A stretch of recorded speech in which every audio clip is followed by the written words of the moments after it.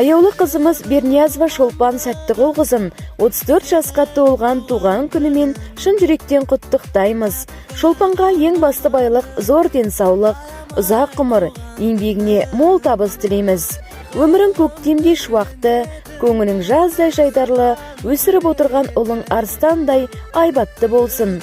Саған мына әлемнің бар жақсылығын тілейміз. Жеміс берсін тер төккен еңбегіңіз, бақыт болсын әрдайым көргеніңіз, дәулет пен мерейіңіз таси берсін, арта берсін абырой беделіңіз.